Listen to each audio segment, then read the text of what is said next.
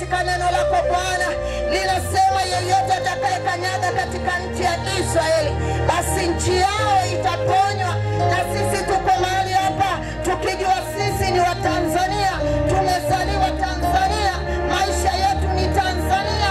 Bwana tunakuomba katika jina la Yesu Kristo, tukiambata neno lako la kweli, tukinyanyua bendera ya Israeli kwa ajili ya taifa ulilolichagua dunia nzima.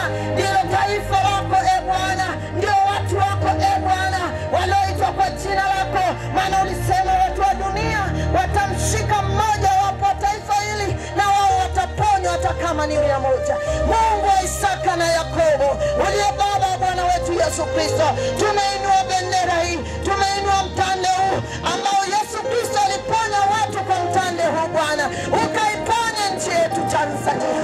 Kila mmoja aombe juu ya nchi, simama kwa miguu yako. Ora bosa karabosa mtora masaika.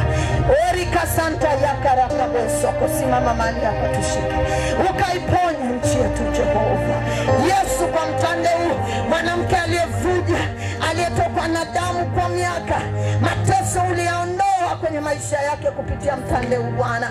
Nasi tunaamini hivyo ya kwamba Bwana utaondoa mateso na vilio katika taifa la Tanzania. Kuna vitu vinavyoendelea kwenye taifa hili Baba, tunajua vita tulivyo navyo si juu ya damu na nyama, ni katika ulimwengu wa roho. Jehova, tunasimama kinyume na kila roho ya uharibifu katika taifa la Tanzania, tukiwa sisi nasi ni wa Tanzania, tuliozaliwa Tanzania, kwenye anga la Tanzania, kwenye mipaka ya Tanzania, kwenye ardhi ya Tanzania. Damu ya Yesu Mwokozi wetu ambaye imeachiliwa msalabani katika mji wa Yerusalemu. Mungu uliyenipeleka nikauona msalaba, nikaiona Golgotha. Ninaomba nikijinyenyekeza mbele zako kwa ajili ya taifa la Tanzania Baba, tunaomba tukikataa kila aina ya mateka, tukikataa kila aina ya mateso, tukifunga wa mlango. Wako wanawake wanalia kwa sababu watoto wamepotea, wako wanawake wanalia kwa sababu watoto wameteseka, yuko mwanamke analia. Ora anasaka Jehova kwenye kiti chako cha enzi, iko huruma, iko neema Baba. Walipokulilia watu wa Sodoma na Gomora, tunalisoma neno lako, ulishuka, ulisema na tushuka tukaangalie kuna nini, mbona hawa watu wanalia. Itazame Tanzania rabosa.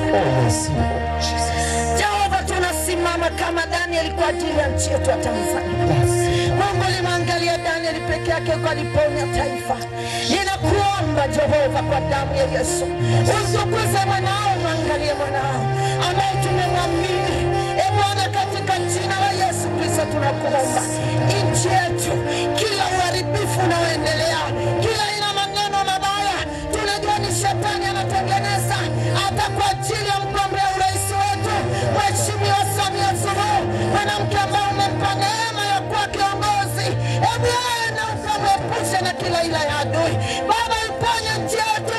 Tunajua huu ni wakati wa amani, taifa la Tanzania ni taifa la amani.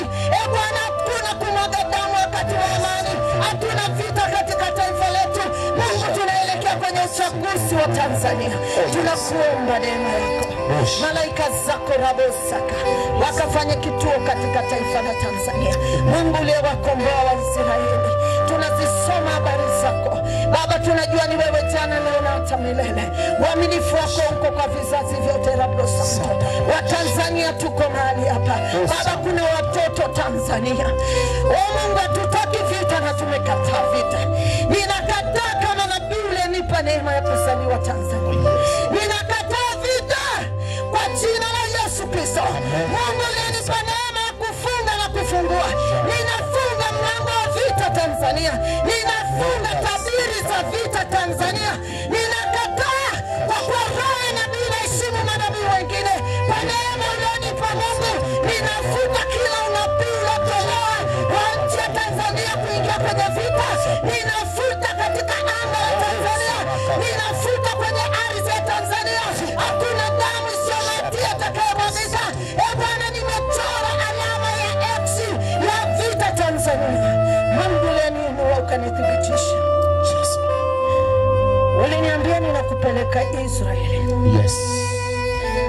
Ili kukuthibitishia nimekuita.